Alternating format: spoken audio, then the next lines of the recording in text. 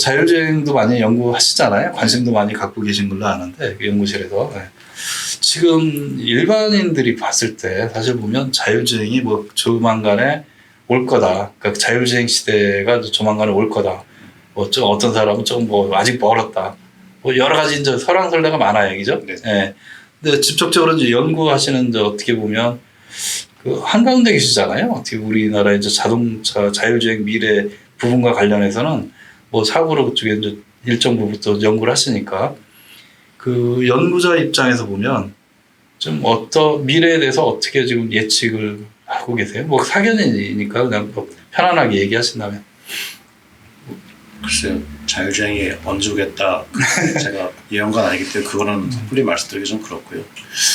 저희는 나름대로 자율주행에 일조는 하고 있다라고 말씀드릴 수가 있을 것 같아요. 발전하기, 그러니까 자율주행에 빨리 도입되기 위해서 저희도 한 부분을 담당한다기보다는 일조하고 있는 부분이 뭐 서두에 말씀드린 것처럼 교통사고라는 이벤트가 자율주행 입장에서 봤을 때는 굉장히 뭐 엣지 케이스라고 그러나요?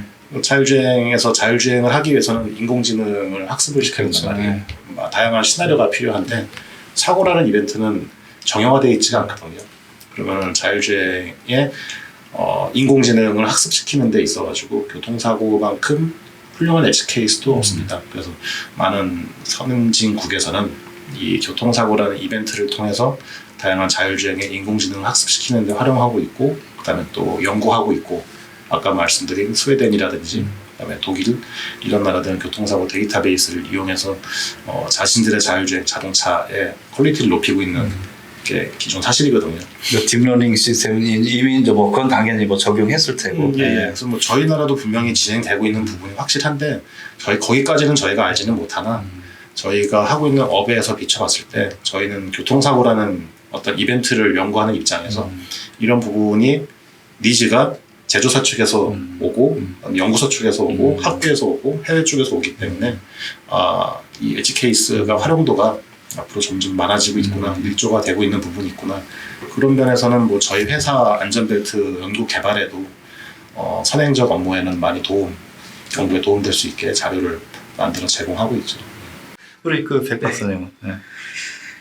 일단 제가 생각하기에는 뭐 기술적인 부분은 이미 충분히 도달을 했다고 보고요. 어쨌든 자율주행 레벨 3로 넘어가는 과정에서 그 제조사가 책임을 지냐 안 지냐가 법률적 문제일 것 같은데 결국에는 그 부분을 어떤 식으로든 해결을 해야 이제 빠르게 이제 4단계, 5단계로 넘어갈 거라고 생각을 하고 제조사도 뭐 지금처럼 단순히 이제 자동차를 파는 회사에서 아마 이제 어쨌든 사고가 났을 때 책임을 져야 되기 때문에 그 뭐 테슬라는 이제 자체 보험회사를 만들어서 이제 하겠다라고 하는데 뭐 우리나라 제조사들 또 다른 미국의 제조사들도 그 어떤 사고에 대한 책임 또는 그 비용을 감당을 하려면 그 어떤 보험회사를 만들거나 아니면 법적인 부분, 제도적인 부분을 준비해야지 빠르게 그 자율주행 시대가 오지 않을까라고 생각하고 있습니다. 저는 기술적인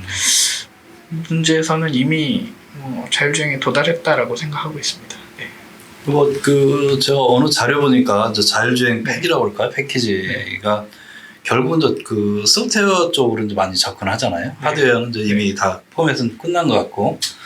근데 소프트웨어 가치가 이렇게 보면 이제 규모의 어떤 그 문제이긴 한데 지금 가솔린 엔진 수준의 한 30% 정도 예를 든다면 그런 수준까지만 도달해도 한 500만 원 정도면 다 그 패키지를 달 수 있다라는 얘기가 있더라고요.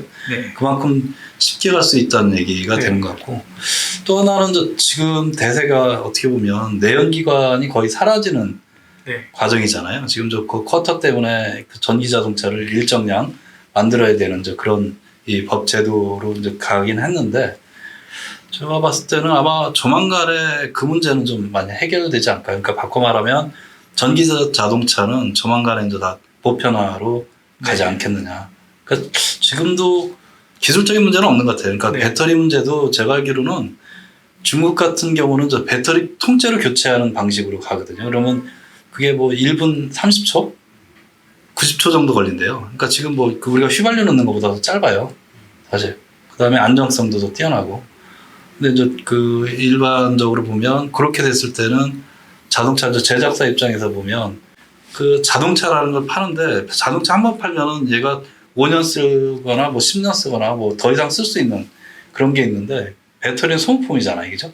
그래서 소모품이 큰데 사실 시장 규모로 본다면 잘못하면 이제 제작사에서 그거를 손댈 수 없다는 게 있죠. 그러니까 그걸 안 놓으려고 네. 굉장히 좀 많이 이렇게 뭐 고민 중에 있고 그래서 뭐 적극적으로 지금 설비 투자도 뭐 들어갔다고 얘기는 하던데 근데 어쨌든 뭐 중국이라는 나라가 이제 사실 무시는 못하는 입장이니까 걔네들이 어떻게 가느냐에 따라서 또 거기에 수출하기 위해서는 일정 표준화안으로 또 배터리 문제가 해소되지 않을까 그런 생각도 들고 제가 그 얘기를 꺼내는 건 뭐냐면 전기 자동차로 가면 자율주행은 더 빨라진다는 거죠. 그러니까 지금은 자동차가 사실 기계 장치라고 보는 사람 거의 없잖아요. 그냥 어떻게 보면 전자장비로 이제 갔잖아요. 그죠?